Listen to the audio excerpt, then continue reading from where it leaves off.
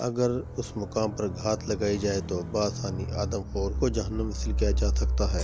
راجو نے رائے دی، لیکن میرے خیال میں ایسا قدم اٹھانے سے قبل ہمیں وہ بستی بھی ایک نظر دیکھ لینی چاہیے جس کے بارے میں مشہور ہے کہ چیتے نے وہاں اپنا ٹھکانہ بنا رکھا ہے۔ میں نے دھیرے سے کہا، مجھے یقین ہے یہ نکوشپا اسی بستی تک جا رہے ہیں۔ میرا اندازہ درست ثابت ہوا۔ 1 گھنٹے بعد ہم ان کا تعاقب کرتے ہوئے اس بستی کے حدود میں داخل ہو گئے۔ دور سے دیکھنے پر ہی وہ ویران دکھائی دیتی تھی۔ گھاس پھوس سے بنی 30-40 جھوپڑیوں کے بارے میں ہمیں بتایا گیا تھا کہ چیتے کی آمد سے قبل وہاں لکڑہاروں کی رہائش تھی۔ آدم خور نے اپنی وارداتوں کا آغاز بھی اسی بستی سے کیا تھا۔ گھاس پھوس کی دیواریں توڑ کر شکار کرنے میں اسے یقیناً کوئی دقت نہ ہوئی ہوگی۔ 3-4 وارداتوں کے بعد لکڑہاروں نے وہ مقام غیر محفوظ تصور کرتے ہوئے چھوڑ دیا۔ ادھر چیتے کو اس بستی کی شکل میں ایک محفوظ ٹھکانہ مل گیا۔ جیسے جیسے ہم آگے بڑھے بستی کی ویرانی ہمارے دل و دماغ پر مسلط ہونے لگی۔ کبھی کبھی تو یوں لگتا جیسے آدم خور ہمارے ساتھ اسی بستی میں موجود ہے۔ درمیان میں پہنچ کر ہم رک گئے۔ وہاں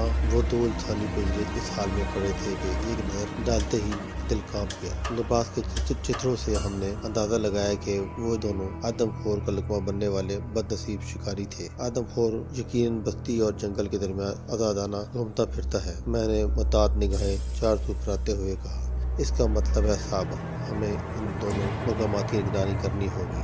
راجو نے تائیدی انداز میں سر ہلا کر تجویز دی۔ اس کے سوا کوئی چارہ نہیں راجو، میں نے جواب دیا۔ ہمارا پالا نہایت ہی مکار درندے سے پڑا ہے۔ اگر ہم اکٹھے رہے تو بعید نہیں کہ ہماری توجہ آدم خور سے زیادہ ایک دوسرے پر مرکوز رہے اور ہم اسے شکار کرنے کے بجائے خود شکار ہو جائیں۔ لہذا میں بستی میں رکتا ہوں، میں نے فیصلہ کن انداز میں جواب دیا۔ تم جنگل میں نگرانی کرو، زمین کی نسبت تم کسی مضبوط درخت کی بلندی پر محفوظ بھی رہو گے۔ راجو نے سر کو جنبش دی اور اپنا ساز و سامان سنبھال کر اس پگڈنڈی پر ہو لیا جو جنگل کی طرف جاتی تھی۔ تھوڑی ہی دیر بعد رات ہونے والی تھی۔ اگر راجو کے بجائے کوئی اور میرے ساتھ ہوتا تو میں اسے یوں تنہا جنگل میں کبھی نہ بھیجتا، لیکن راجو کی بات دوسری تھی۔ مجھے اس کی حساسیت اور نشانے پر بھرپور اعتماد تھا۔ راجو کو روانہ کرنے کے بعد میں نے ایسی جھوپڑی کا انتخاب کیا جو بستی کے درمیان میں واقع اور نسبتاً مضبوط تھی۔ اس کی تعمیر میں گھاس پھوس کے ساتھ لکڑی کے تختے بھی استعمال کیے گئے تھے۔ جھوپڑی کا محل وقوع کچھ ایسا تھا کہ اگر کوئی اس کی طرف بڑھتا تو میں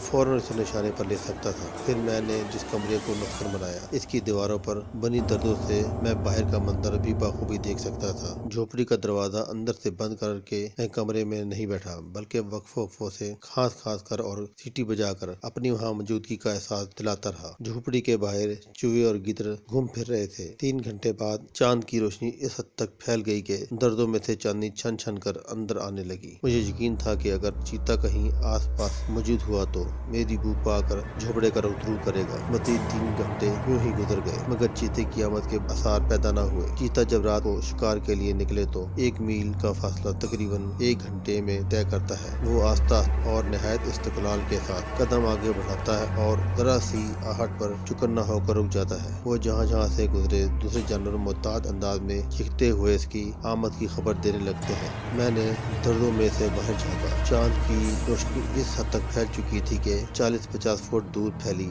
جھاڑیاں اور دوسرے جھوپڑے صاف نظر آ رہے تھے۔ وقت چوٹی کی طرح رینگ رہا تھا۔ آخر میں اس خود ساختہ گیس سے اکتا گیا۔ جی میں آیا کہ دروازہ کھول کر باہر نکل جاؤں۔ ابھی میں یہ سوچ ہی رہا تھا کہ دور سے بندروں کے خفیانے کی آوازیں سنائی دیں۔ تھوڑی دیر بعد بستی کے باہر گیدڑ زور زور سے چلانے لگے۔ میں رائفل ہاتھ میں تھامے بے اختیار اٹھ کھڑا ہوا۔ گیدڑ مسلسل چلائے اور خبردار کر رہا تھا کہ ہوشیار، دشمن آ پہنچا۔ میں کمرے سے نکلا، جھوپڑی کے چھوٹے سے صحن کے وسط میں کھڑا ہوا اور زور زور سے کھانسنے لگا۔